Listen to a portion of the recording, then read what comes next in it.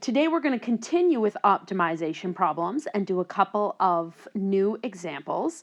Before we get into these examples, it's important to note that every question you do in optimization problems will be a little bit different, will be a little bit new, might have different equations to apply.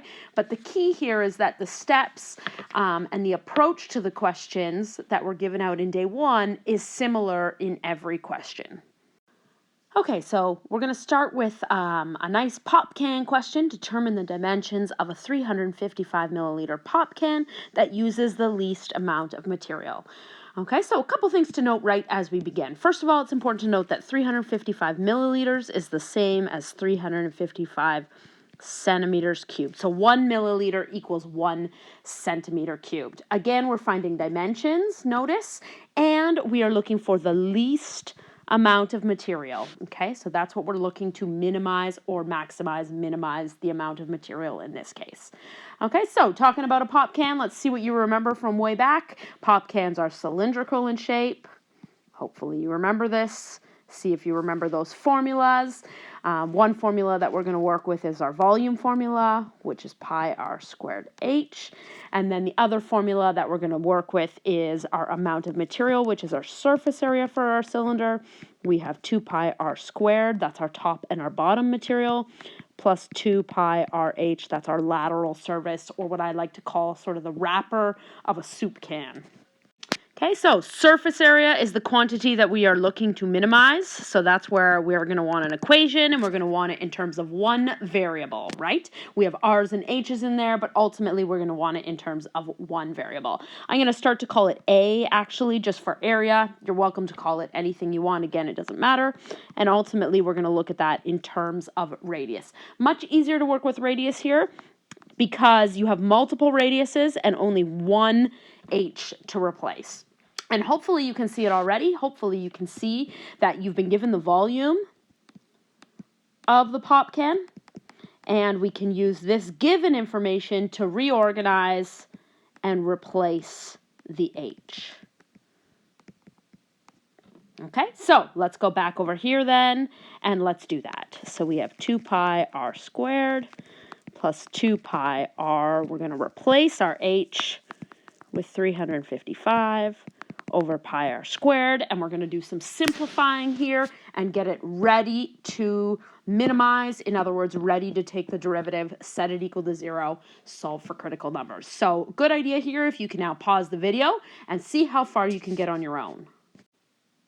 Okay, so there I have my equation for area, or surface area in this case, ready to differentiate and set equal to 0. Okay, and there's my derivative. I'm going to go ahead and I'm going to do some rearranging and solving. Remember that this, of course, means this. I'm going to move that 710 over r squared to the left. And then ultimately, I'm going to need to solve for r. So here I'm going to get 710 equals 4 pi r cubed. So 710 divided by 4 pi equals r cubed, and of course I can take the cube root of that, punch that into my calculator, and keep a few decimal places here. Very important that you do keep a couple decimal places to carry through with your calculations. And so for the radius, you should get approximately 3.84, and that's of course in centimeters. Make sure you can do that calculator work and get that, okay? So we've differentiated. This is our critical number, right? Now we need to classify it. We just need to make sure that it is in fact a minimum. So I'm going to go ahead and set up my interval table. I want radius less than 3.84. I want radius greater than 3.84.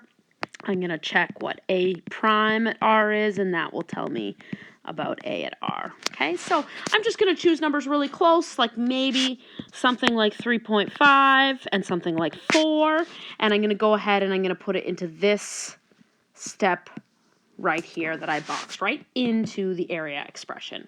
So go ahead and do that, pause the video, make sure that it is a minimum. Okay, so when I did that, I got a negative here, which means decreasing, a positive here, which means increasing, which of course confirms that we need a minimum. So you do need this step here. This is worth a mark right here. Okay, and then you're ready to go ahead and conclude. Again, we were asking for dimensions. We like to ask that, and therefore then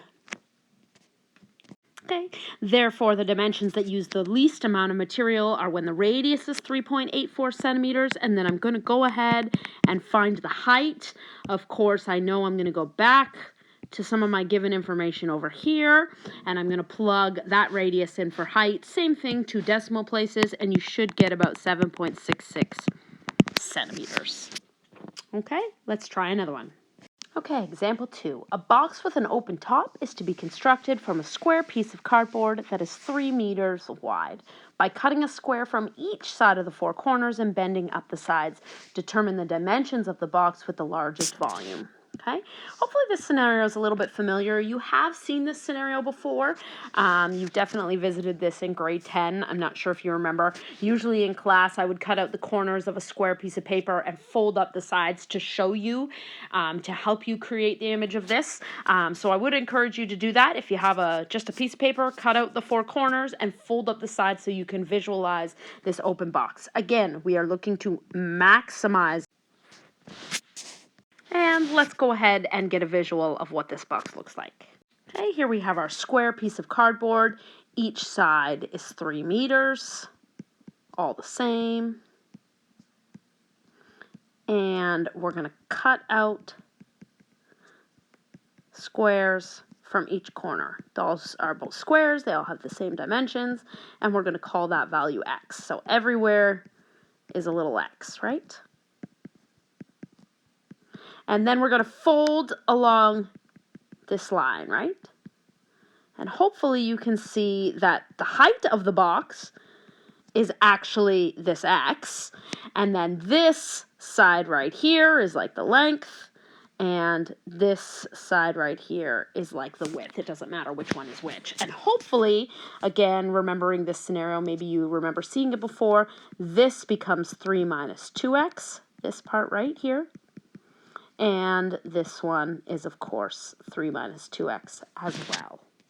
So straight from that picture, if you could imagine this box, we're looking to maximize volume. So we're going to create an expression for volume. We're going to do it in terms of x. No other equation needed. We only have x's in our scenario already. But hopefully you can see that the volume is, let's say, the length, okay, times the width, times the height, which is our x.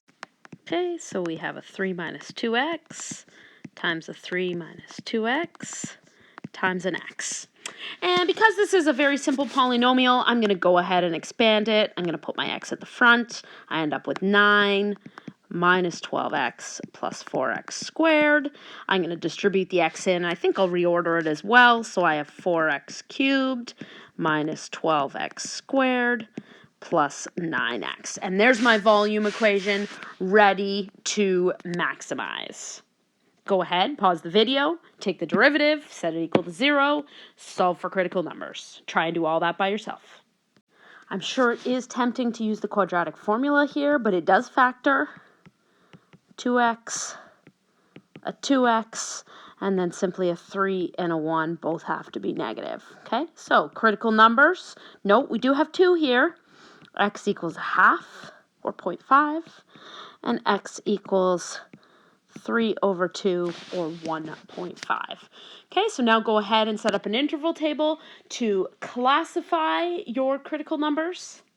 Okay, and in this case, I'm putting my numbers into, I'm going to go with this step right here. I think that's the easiest. Be careful not to choose negatives here. Of course, they make no sense. So less than 0.5, I'm going to use 0.4.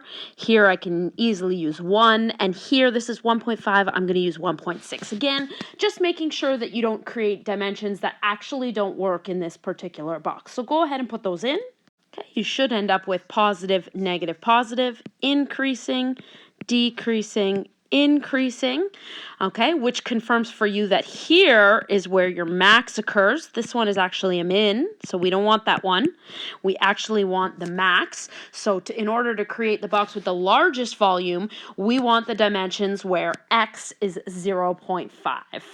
Okay, so therefore, the dimensions that give the largest volume are 0.5 meters by, and let's go ahead and sub in Obviously, if we put it into this expression, 3 minus 2x over here, up in the box, if we put 0.5 into there, we can easily see that the other dimension is 2, so it's a 0.5 box of height by 2 meters by 2 meters.